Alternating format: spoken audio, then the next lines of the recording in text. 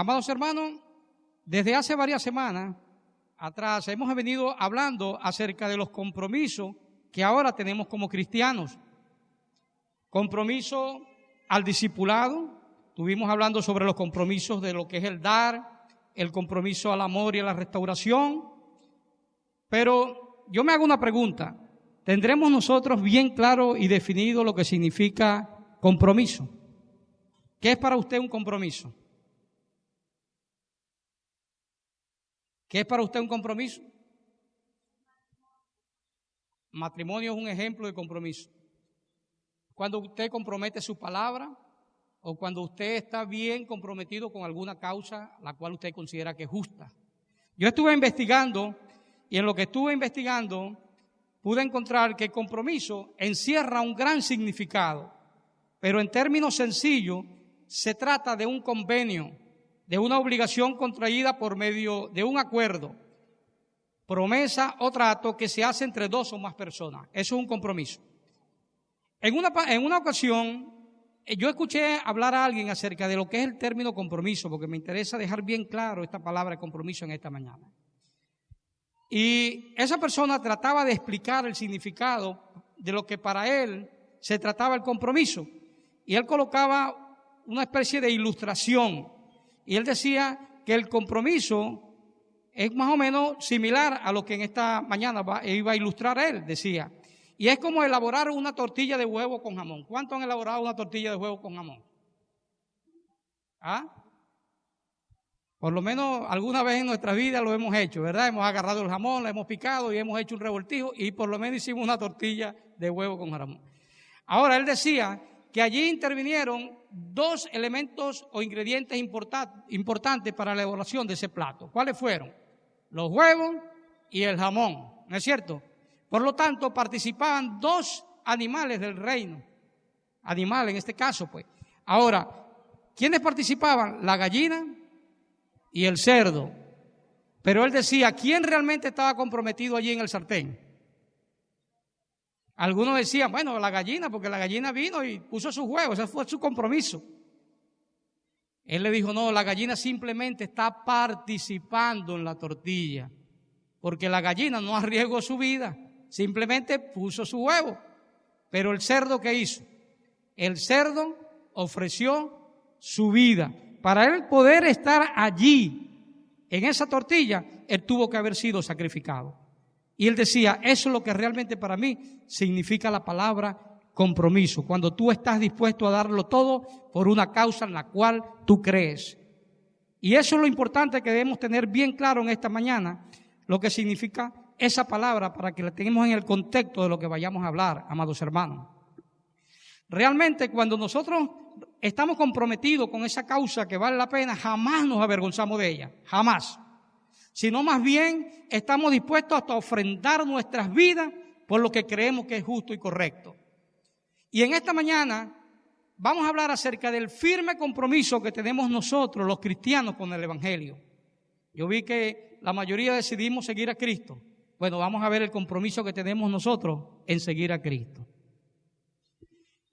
El cual, ese Evangelio el cual seguimos, jamás debe ser sinónimo de vergüenza, sino más bien debe ser sinónimo de alegría, de agradecimiento por lo que Dios ha hecho en nuestras vidas a través de ese bendito Evangelio. Para eso vamos a abrir nuestras Biblias en Romanos, capítulo 1. Les invito a abrir su Biblia en Romanos, capítulo 1, versículo 16 al 17.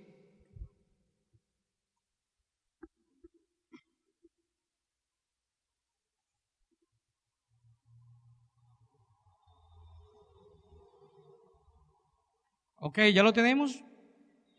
Perfecto. Vamos a leer la palabra del Señor. Amén.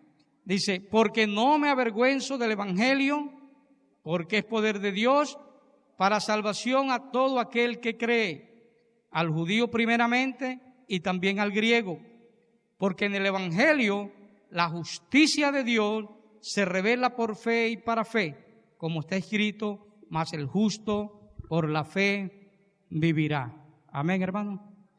Que Dios bendiga su palabra en esta mañana y nos ayude a través de ella a comprenderla cada día más y a vivirla y ponerla en práctica en nuestras vidas. Esta epístola a los romanos es considerada la columna vertical de la Iglesia del Señor. ¿Por qué? Por su profundidad doctrinal. En ella se trata ampliamente las verdades del Evangelio. Y en esta ocasión estaremos hablando acerca de uno de los pasajes más conocidos de esta carta. Y en él podemos destacar 3 principios importantísimos que yo pude ver allí mientras estudiaba estos 2 versículos. El primero de ellos es el siguiente: el Evangelio no debe ser motivo de vergüenza para los creyentes, ya que es poder de Dios para salvación. El apóstol inicia esta carta haciéndole saber a los hermanos que están en Roma lo ansioso que estaba él de ir allá y de predicarle y de anunciarle el Evangelio. Él sabía perfectamente que allá en Roma los hermanos estaban sufriendo severas persecuciones por causa del Evangelio y además burla. ¿Sabe por qué? Porque tanto los griegos como los judíos consideraban la predicación del Evangelio como una locura. Era algo ilógico que simplemente una persona que muriera en una cruz fuese un salvador. Y ellos se creían muy superiores en cuanto a su filosofía y a su conocimiento. Y esto era motivo de burla. Cuando los hermanos en Roma hablaban del Evangelio, muchos se burlaban y muchos se reían de él porque decían que era una locura lo que ellos estaban anunciando. Y Pablo conocía perfectamente esta realidad. Y es por eso que, como para animarles y a la vez fortalecerlos en la fe, él le dice que el Evangelio no es cualquier cosa de la cual ellos tengan que sentir vergüenza o sentirse avergonzados, sino que al contrario, el Evangelio de Jesucristo es poder de Dios para salvación. Pablo sabía perfectamente que el Evangelio es esa buena noticia que todo hombre debe escuchar. Y si creía y la aceptaba, restablecía su comunicación con su Dios creador. No sé si a usted le ha pasado algo similar. Cuando usted ha anunciado o ha predicado el Evangelio, mucha gente no se ha burlado de lo que usted le predica. Si usted no está claro de lo que significa el Evangelio en su vida, usted se va a sentir avergonzado. Usted en el trabajo no va a querer que la gente crea que usted es cristiano. Los muchachos que están en el colegio van a sentir vergüenza de que usted anuncie el Evangelio de Jesucristo, si usted no está claro. Y Pablo sabía que era importante que el Evangelio fuera clarificado allá en Roma para que los hermanos, a pesar de las persecuciones y a pesar de las burlas, no tuviesen el temor de avergonzarse del Señor. Amén, hermano. ¿Por qué? Pablo sabía que en ese bendito Evangelio se detalla el precio que tuvo que pagar Dios para darnos salvación y vida eterna. Ahora, él reconocía que era necesario conocer y manejar el mensaje del Evangelio tal cual como Jesús lo enseñó, para ser predicado, como dice, para salvación, como dice Romanos 1:16, o para confirmar a los creyentes, como lo hizo Pablo con los hermanos en sus cartas. Pablo sabía que era importante que supiéramos realmente lo que significaba el Evangelio. Por eso que él le decía que el Evangelio era principalmente poder de Dios. Y hermano, la Biblia está llena de historias de hombres que fueron impactados por este poder. Podemos enumerar cientos y cientos de casos, pero yo les podría hablar, por ejemplo, de Mateo. Ustedes han escuchado hablar de Mateo, ¿verdad? Mateo era un judío, era un cobrador de impuestos. El pueblo de Israel era una colonia del Imperio Romano. Si los judíos se sentían incómodos con que viniera un romano a cobrarles impuestos para llevarlo a Roma, imagínense ustedes cuán más incómodos se sentían que ver a un mismo hermano de ellos, judío, cobrándole impuestos para entregarle eso al Imperio Romano. Mateo era odiado. En muchos casos se cree, como en todos los cobradores de impuestos, que siempre le quedaba algo adicional. Por eso era que no solamente se sustentaban con lo que le daba el Imperio Romano, sino que muchas veces podía haber robado a muchos de sus propios hermanos de sangre para él pues enriquecerse. Y estas personas eran muy mal vistas, muy mal vistas. Sin embargo, hermano, cuando este hombre conoció del Evangelio de Jesucristo y recibió el llamado del Señor, dice que este hombre, su vida fue transformada, convirtiéndose en un fiel seguidor de Jesús. ¿Cómo se podía lograr eso, hermano? Eso se podía lograr simplemente por el gran poder de Dios que tiene por medio de su Evangelio. Y es de ese poder que en esta mañana estamos hablando, y es ese poder que el apóstol Pablo le estaba escribiendo a los hermanos en Roma. También podemos ver el caso de Zaqueo. ¿Se acuerdan de Zaqueo? También era un cobrador de impuestos. Tenía un puesto aún más alto que el de Mateo, porque era jefe, era el jefe. Era el director de esa dirección de recaudación. Y es señalado como un estafador, porque estafaban, robaban, cobrando los impuestos. Sin embargo, su vida fue transformada por este evangelio. Su vida fue transformada. A tal cambio que ofreció dar el doble de su riqueza que tenía a los pobres. Y dijo, y si en algunos se han sentido robados por mí, vengan y díganme lo que estoy dispuesto a darle 4 veces más de lo que le he robado. ¿Quién puede hacer eso, hermano? El poder de Dios en la vida de ese hombre, en la transformación de ese hombre. Y ese era el poder al cual se estaba refiriendo Pablo a los romanos. Por eso les explicaba tan claro, para que ellos no sintieran esa vergüenza y ese temor por el evangelio, sino más bien que se sintieran agradecidos que ese evangelio había alcanzado sus vidas. Gloria a Dios por eso, amados hermanos. También podemos ver, hermano, el caso de Pedro. ¿Cuántos conocen a Pedro, el apóstol? Un simple pescador, tal vez sin cultura, sin educación, siempre allá en la mar de madrugada. Tal vez nunca tuvo estudio, es lo más probable. Pero ¿en qué se convirtió Pedro cuando el Señor lo llamó? Convirtió en su más fiel seguidor, ¿verdad? Y que comenzó abriendo las puertas tanto a los judíos, predicando este evangelio, este bendito evangelio. Gloria a Dios por su palabra. También podríamos hablar de mujeres, muchas mujeres, podría dar el ejemplo de María Magdalena. Andaba en situaciones muy fuertes en su vida, pecador como todo, y sin embargo cuando vino y escuchó el mensaje de Jesús, vino a los pies del Maestro, entregó todo lo que tenía por su causa, derramó hasta lo más valioso que tenía por el Señor, puso a disposición sus bienes, su vida, todo lo puso a causa de la predicación del bendito evangelio. Y eso solo lo puede hacer el poder del evangelio de Jesucristo. Alabado y glorificado sea el nombre del Señor. Fuerte aplauso para Jesucristo, porque Jesucristo es el evangelio mismo. Así que si tú o alguna persona se avergüenza del evangelio, te estás avergonzando del Señor. Si tú te pones a evaluar los 4 evangelios que hablan, la vida y obra, muerte y resurrección de Jesucristo. Jesucristo es el evangelio mismo, amado hermano. Y eso tenemos que tenerlo bien claro, y eso es lo que quería que el apóstol, que los hermanos en Roma tuvieran bien claro lo que era el evangelio. Así que podríamos seguir hablando de un sinfín de personas que en toda la historia han sido transformadas por el poder del evangelio. El mismo apóstol Pablo conocía muy bien el accionar de este poder, amados hermanos, ya que lo había experimentado en carne propia. Muchos recordamos lo que era Saulo antes de ser convertido al Señor. Era un hombre que perseguía a quienes, a los creyentes, perseguía a quienes predicaban el evangelio de Jesucristo, los hostigaba, los azotaba, consentía con la muerte de ellos.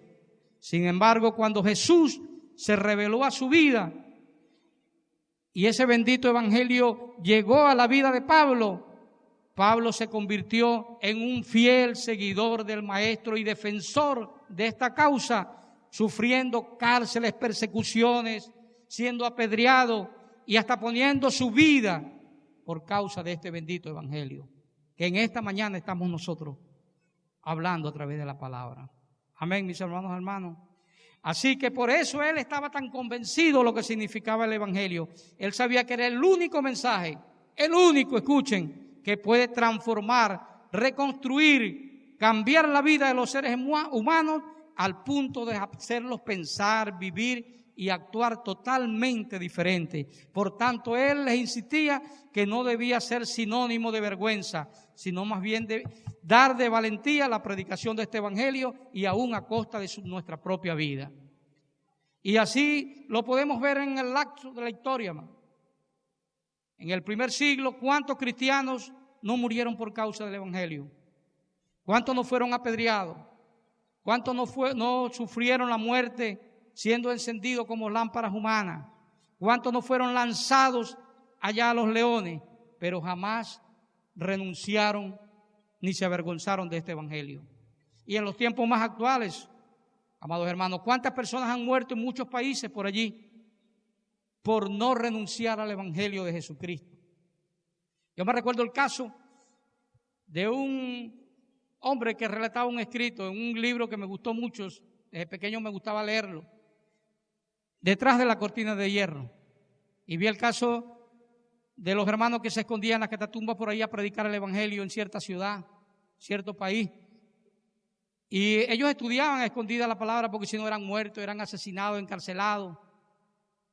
Y en esa oportunidad alguien los delató y llegó el gobierno y se los llevó preso al pastor, que fue el único que pudo conseguir allí. Los demás hermanos lograron escapar, pero el líder que Dios había puesto allí pues fue encarcelado.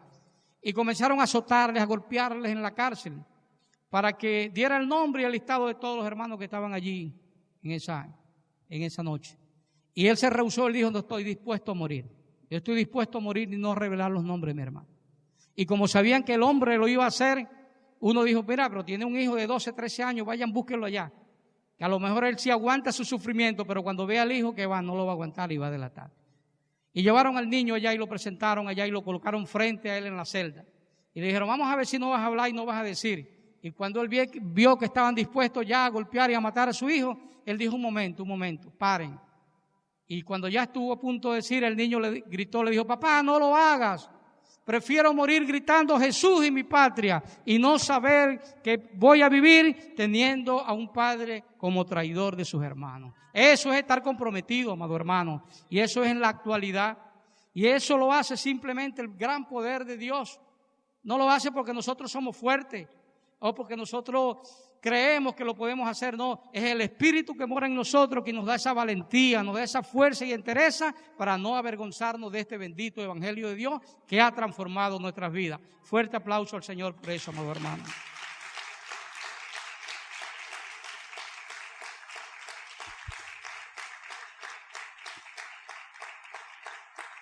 El segundo principio del cual vamos a hablar en esta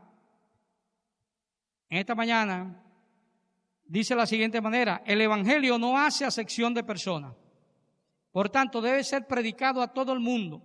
Y eso lo vemos en el versículo 16, donde dice: al judío primeramente y también al griego. Todos debemos recordar que antes del Señor ascender a los cielos nos dejó una gran comisión. Muchos lo hemos escuchado, esa gran comisión. Mateo 28, 19 al 20, ya ustedes saben lo que dijo Jesús: ir y predicar mi evangelio a todas las naciones, bautizándoles en el nombre del Padre, del Hijo y del Espíritu Santo, y enseñándoles todas las cosas que yo les he enseñado. Ahora, aquí podemos ver realmente el alcance de lo que tiene el evangelio, el alcance de lo que puede cubrir el evangelio, todas las naciones. Como lo decía hace un momento uno de los cantos que entonábamos, que dice: esparcir su gloria a todo pueblo y nación. Ese es el alcance, amados hermanos. Ahora, ¿pero qué pasa con el mensaje? ¿Cuál es el mensaje que se debe transmitir? Él no nos lo dijo allí, enseñándole todas las cosas que Él nos ha enseñado.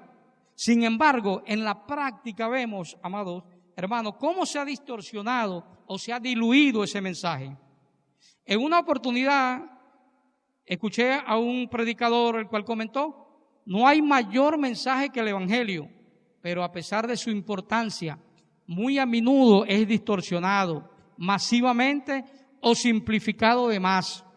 La gente piensa que está predicando el evangelio cuando te dice: puedes tener un propósito en la vida, o puedes encontrar el significado en tu vida, o puedes tener una relación personal con Jesús.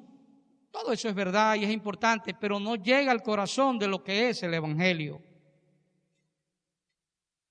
No sé si a ustedes les ha pasado, pero cuando usted allá en la calle, muchas personas le dicen, mira, tienes que ir a la iglesia para que el Señor te sane. Y es verdad, el Señor es nuestro sanador, pero ese no es el mensaje esencial del Evangelio. Hay muchas personas que te dicen, mira, vamos para que vayas a la iglesia, que si tú comienzas allí a buscar de Dios, Dios te va a prosperar. Bueno, es verdad, Dios puede prosperarnos, Él es soberano en todo, pero ese no es el mensaje esencial del Evangelio. Y Pablo lo entendía perfectamente.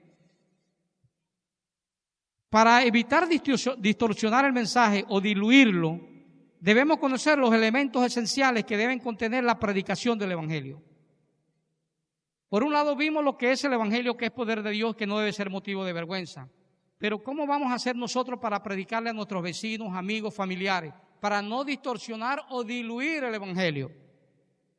Bueno, en esta mañana vamos a tratar sobre esos elementos importantes para que cuando nos ocurra eso estemos preparados de cómo predicar el Evangelio. Lo primero que debemos hacer, según las Escrituras, amados hermanos, es que el pecador conozca su condición ante Cristo. Eso es muy importante, que la persona conozca cuál es su condición frente a Dios. Si él no está claro cuál es su condición frente a Dios, difícilmente va a aceptar lo que tú le hables del Evangelio. Y para eso debemos nosotros llevarlos a las Escrituras. No es simplemente hablar y hablar y hablar y decirle cuántas historias y cuántos testimonios Dios hizo y que me sanó y que me... No, hermano, debemos llevarlos a las Escrituras para que entienda las palabras como el Señor nos los ha enseñado. La persona no se va a convertir porque tú seas bonito, hables bonito, o que le cuentes 1000 historias, 1000 testimonios, no se va a convertir. La persona se va a convertir cuando el Evangelio se ha predicado a su vida y cuando el Espíritu Santo haga la obra en él. Amén. Y en eso debemos tenerlo claro. Gloria a Dios.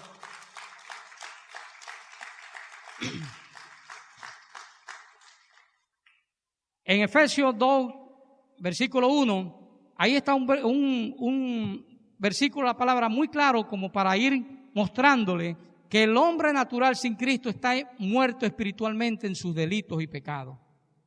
Y esa es la condición que debemos mostrarle al pecador. Recordemos que muerte es separación. En este caso él debe entender que estar muerto espiritualmente es estar separado de la presencia y la comunión con Dios. Eso es muy importante que lo entienda la persona que no tiene Cristo. Le podemos explicar que todo comenzó desde el huerto del Edén. Para eso está Génesis 3 del 1 al 9. Usted comienza a relatar la historia cuando el hombre desobedeció a Dios y cómo entró en esa muerte espiritual. Y a partir de allí, toda la descendencia de Adán y de Eva. Por lo tanto, todos los que nacemos bajo ese pecado. Y necesitamos de Cristo. Es importante que él tenga muy claro lo que significa su condición de él. Leer Romanos 3:23. Por cuanto todos pecaron, están destituidos de la gloria de Dios. Lo primero que dice, ¿estoy destituido de la gloria de Dios? Sí, estás destituido de la gloria de Dios, por cuanto todos pecaron. Aquí lo dice la Biblia. Entonces la persona tiene que estar bien claro cuál es su condición ante Cristo. Segundo, que los seres humanos sin Cristo somos esclavos del pecado, obedeciendo la voluntad de los malos deseos de la carne y de los pensamientos. Lo podemos llevar al mismo Efesios, capítulo 2, versículo 3, la primera parte, donde habla de que todos seguimos nuestros malos deseos, que el corazón es engañoso y los malos pensamientos. Le podemos leer Génesis, capítulo 6, versículo 5, el cual dice, y vio Jehová que la maldad de los hombres era mucha en la tierra, y que todo designio de los pensamientos del corazón de ellos era de continuo solamente al mal. Que ellos puedan ver que el mismo Dios conoce la situación nuestra cuando estamos alejados de Él. Segundo, amados hermanos, o tercero, le podemos decir que todo hombre natural sin Cristo está bajo la ira de Dios. Y qué terrible estar bajo la ira de Dios. ¿Por qué? Porque somos hijos de ira, los que no conocemos al Señor. Explicándole a las personas que usted le está predicando. Y a causa de todo lo anterior somos objeto de la ira de Dios. Podemos ver en Efesios capítulo 2, versículo 3, la parte final de ese versículo. También lo podemos llevar a Mateo 13, 41 al 42, para los que están anotando. Dice así, enviará el Hijo del Hombre a sus ángeles y recogerán de su reino a todos los que sirven de tropiezo y a los que hacen iniquidad. y los echarán en el horno de fuego. Allí será el lloro y el crujir de dientes. Esta es la condición, o este es el triste final para aquellos que están sin Cristo. Y él tiene que entender, la persona que está predicando el Evangelio tiene que entender que esto es lo que le ocurre a aquellos que no tienen el Evangelio de Dios en su vida.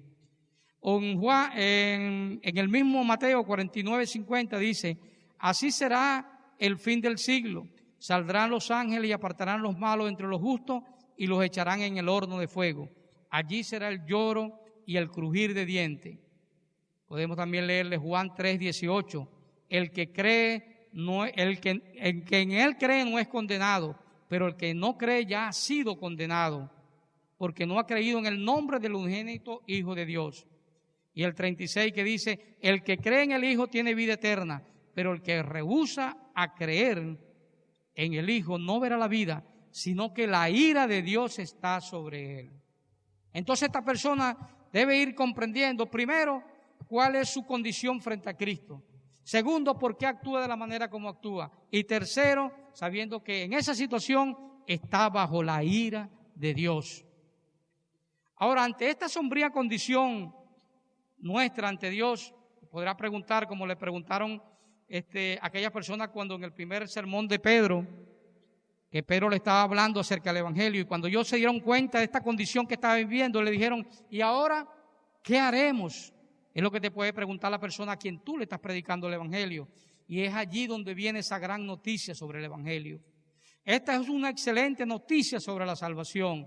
Después de saber la horrible condición de una persona sin Cristo, es un refrigerio conocer la buena noticia. ¿Cuál es esa buena noticia? El Evangelio.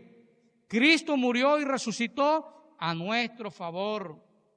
O sea que no todo está perdido. El Evangelio, Cristo murió y resucitó para que nosotros también en Él podamos también resucitar espiritualmente y tener vida en Él. Y para eso es necesario que le expliquemos lo siguiente. Dios nos amó tanto que envió a Jesús a morir por nosotros. Juan 3:16 comienza a predicar el Evangelio de Jesucristo. Para que todo aquel que en Él crea no se pierda, mas tenga vida eterna. Podemos llevarlo a Romanos 5:8. Mas Dios muestra su amor para con nosotros, en que siendo aún pecadores, Cristo murió por nosotros. También debemos enseñarle cuál debe ser o cuál es la nueva condición nuestra una vez que hemos aceptado nuestra condición, hemos aceptado a Cristo, cuál debe ser ahora esa nueva condición en Cristo. Primero, que pertenecemos de ahora en adelante a la gran familia de Dios. Que no somos simplemente sus criaturas, que ahora somos hijos de Dios, coherederos y conciudadanos conjuntamente con Cristo del reino de los cielos. Que la persona esté clara, que no simplemente reconoció su condición y que ahora aceptó al Señor, sino que eso le va a dar una serie de beneficios también a él, y es que forma ahora parte de la familia de Dios. ¿A cuánto le gustaría ser parte de la familia de Dios? Todos somos aquí parte de la familia de Dios. Y el que no es, presta atención bien esta mañana para que también forme parte de esa familia. Amén. Y un día también puede estar conjuntamente con nosotros allá en la edad eterna con el Señor, gozando de su presencia. Eso es uno de los grandes beneficios que debemos dejarle claro a la persona. Y que ahora ya no existe separación entre tú y el Señor, hay que decirle. Una vez que tú aceptas este Evangelio y esta gran verdad, inmediatamente ya comienza a establecer esa comunión directa con Dios. Como decía el escritor del libro de los Hebreos, podemos entrar confiadamente ante el trono de la gracia, el cual antes no podía. Y eso lo podemos hacer simplemente por medio de Jesucristo. Por eso es que Jesucristo dijo en una oportunidad: yo soy el camino, la verdad y la vida. Nadie va al Padre sino por mí. Jesucristo es el Evangelio encarnado, amados hermanos. Por eso jamás debe ser motivo de vergüenza y debe ser explicado tal cual como lo señala las Escrituras. Gloria al Señor por eso, amados hermanos.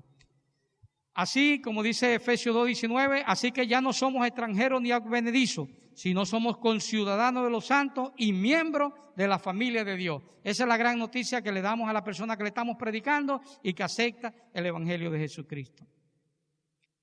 Ahora, el tercer principio que en esta mañana nos trae el texto que estamos estudiando es el siguiente.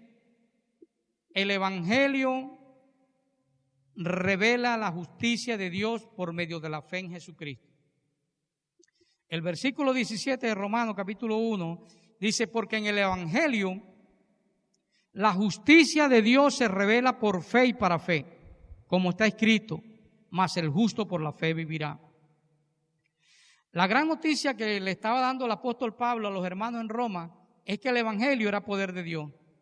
Pero además le señala en este versículo de que en él se revela el medio por el cual un pecador puede ser declarado justo delante del tribunal de Dios. Y esta no es más que la fe en Jesucristo, en su obra, en su muerte expiatoria y en su resurrección. Esto es lo que le estaba diciendo también el apóstol. No solamente el Evangelio es poder de Dios, sino que en él se revela la justicia de Dios. Él revela cómo un pecador puede ser declarado justo delante del tribunal de Dios.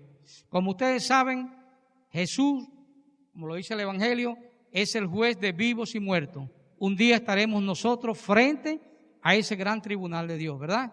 Bueno, el Evangelio nos revela aquí cómo puede ser declarado justo una persona cuando esté frente al tribunal de Dios. Y para entender esto, debemos saber que las Escrituras nos enseñan que Jesús se hizo hombre para cumplir a la perfección las demandas de la ley moral de Dios. Por esto, en una oportunidad, Él dijo que Él no vino a abrogar la ley, Él vino a cumplir la ley, cosa que jamás hombre alguno podía hacer.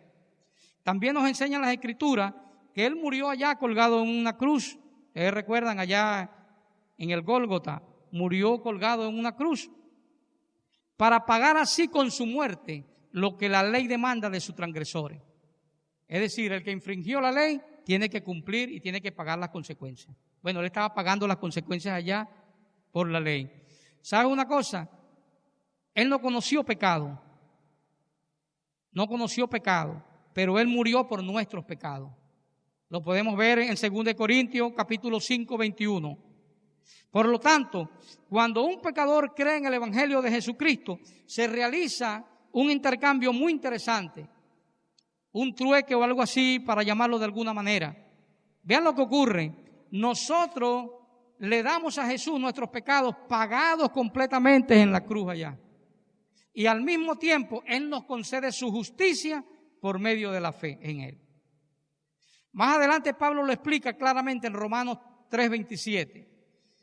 No es ni por la ley ni por nuestras obras, las cuales son consideradas delante de Dios como trapos de inmundicia, que somos declarados justos delante de Dios, sino por medio de la fe en Jesucristo. Por tanto, la única justicia que Dios acepta en su presencia es la justicia de su Hijo, puesta en nuestra cuenta por medio de la fe. Efesios capítulo 2, versículo 8. Porque por gracia sois salvos por medio de la fe, y esto no de vosotros, pues es don de Dios. De una manera más clara, mis hermanos, ser declarado justo delante de Dios significa ser considerado libre de culpa. Esto quiere decir que Dios nos ve como si nunca hubiésemos pecado. ¿No le parece bien esto, hermano? No debemos estar contentos y testificar de Cristo en todas partes, aún a costa de nuestra vida. Nosotros que no lo merecíamos, pecadores por naturaleza, vivíamos esclavos del pecado. Aún después de conocerle a Él, amados hermanos, seguimos de una u otra manera incurriendo en pecado. Y delante de la presencia del Señor, el Señor nos ve como justo, como limpio. ¿No merece un fuerte aplauso nuestro Dios por eso, amados hermanos? ¿No lo conocíamos?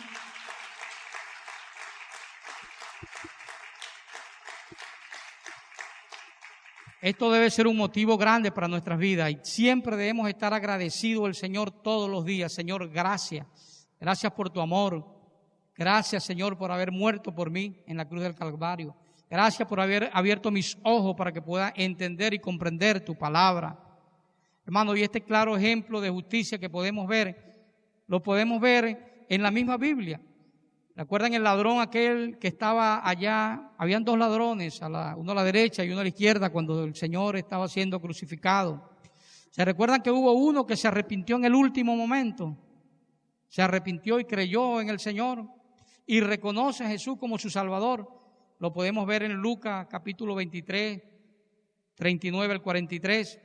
Este hombre no fue librado de su castigo en la tierra y su juicio dado por los hombres, pero sí fue justificado delante de Dios por haber creído en aquel a quien Él envió como propiciación por nuestros pecados. Las consecuencias del pecado Él las sufrió aquí en la tierra, pero delante de Dios en ese instante fue declarado justo. Por eso que cuando Él partió fue directamente allá con el Señor en el paraíso, como lo dijo el Señor en su palabra. Y esa debe ser la gran esperanza que debemos tener cada uno de nosotros, en que creyendo en Jesucristo por fe, nuestros pecados son perdonados. No importa que sean tan oscuros, no importa cuál haya sido tu vida, no importa lo que tú hayas hecho, no importa de dónde tú vengas, como venía aquel ladrón, de robar, de matar, de infringir la ley.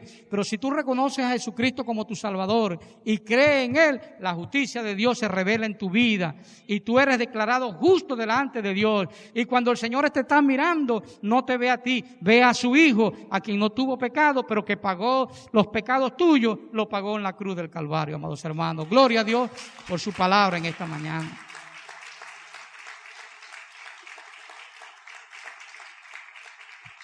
Juan lo refleja muy claro en 1 de Juan capítulo 2:2 y dice, y Él es la propiciación por nuestros pecados, y no solamente por nuestros pecados, sino por todos los pecados del mundo. Gloria a Dios. Así que nuestro deber es creer firmemente y no avergonzarnos jamás del Evangelio y predicarlo a todas las naciones, predicarlo a todo el que pueda, pero de la manera correcta como está aquí, como lo hemos descrito conforme a la palabra. Una manera como lo estableció el Señor y como los apóstoles lo siguieron haciendo. Así lo debemos hacer nosotros. Amén. No debemos estar estresados. Vamos a predicarle a mi esposo, vamos a predicarle a mi hijo y quiero que se salve. Y andamos angustiados y andamos desesperados. Hermano, pero es que le predico y ese muchacho no entiende, yo no sé qué pasa. Hermano, toda la soberanía de Dios es la que obra. Nosotros debemos cumplir con lo que nos corresponde y dejar a Dios que Él haga con lo que se le corresponde, con su soberanía. Amén, amado hermano. Así que debemos predicar el Evangelio sin estrés, con alegría, confiando que el Señor hará la obra. Gloria a Dios por su palabra. Así que, concluyendo en esta mañana, el Evangelio es el poder transformador de Dios. Vea, es el regalo, es esa buena noticia que Él nos ofrece por medio de la fe en Jesucristo para el perdón de nuestros pecados. No debe ser motivo de vergüenza, sino de alegría, de contentamiento y agradecimiento, que al igual como nosotros se nos anunció un día, de igual manera debemos anunciarlo de manera correcta a toda persona, para que todo aquel que en Él crea no se pierda, sino que encuentre salvación y vida eterna, y podamos seguir diciendo, como decía la canción, he decidido seguir a Cristo y no vuelvo atrás, porque es salvación y poder de Dios para nuestras vidas. Gloria al Señor.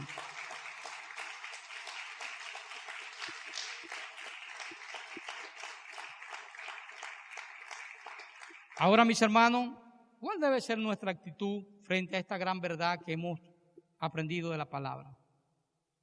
¿Viviremos como simples participantes, como la gallina con los huevos, de este conocimiento, de esta verdad? ¿O comprometidos con el Evangelio mismo, con Jesús, en vivir y divulgar este bello mensaje en todo momento? ¿Cómo vamos a vivir de ahora en adelante? El Señor nos ayude, hermano, y vayamos nosotros siempre predicando este Evangelio, viviéndolo, mostrando la cicatriz de este Evangelio en nuestras vidas.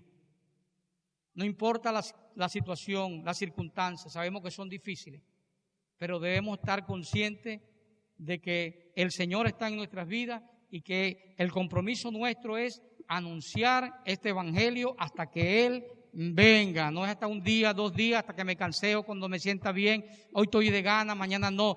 ¿Hasta cuándo? Hasta que el Señor venga y nos encuentre haciendo así, amados hermanos.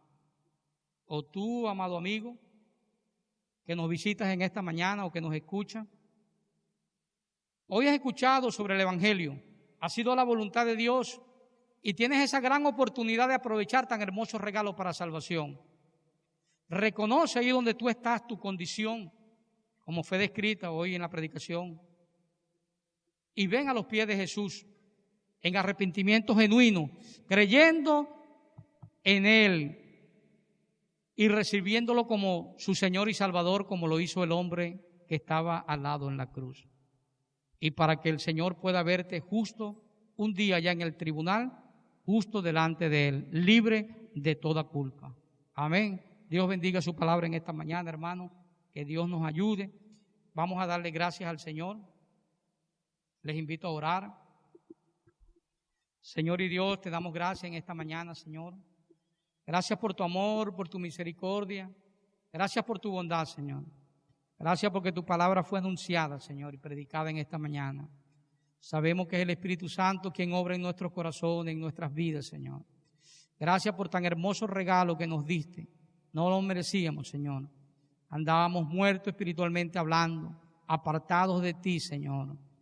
Oh Dios, pero tú enviaste a Jesús, Señor, para hacer ese puente que pudiera permitir que pudiéramos transitarlo hacia ti. Y ese puente es por medio del Evangelio, Señor. Te damos gracias, Dios, en esta mañana por todas estas cosas, Padre. Y te pedimos que tu palabra, Señor, haga el efecto transformador y regenerador en nuestras vidas. Y que por medio del Espíritu Santo podamos entender y que de aquí en adelante salgamos nosotros claros, Señor, de lo que significa el Evangelio de Jesucristo. Y podamos estar convencidos, Señor, de que tu palabra es poder para salvación y vida eterna, Señor. Te lo pedimos en el nombre de Jesús. Glorifícate cada día más en nuestras vidas y pon en nosotros el deseo y el querer de salir y anunciar estas buenas nuevas, Señor, con convicción, con denuedo y por amor, no solamente a las almas, sino a ti, Señor, por tu palabra. Te lo pedimos en el bendito nombre de Jesucristo, para tu gloria y para tu honra.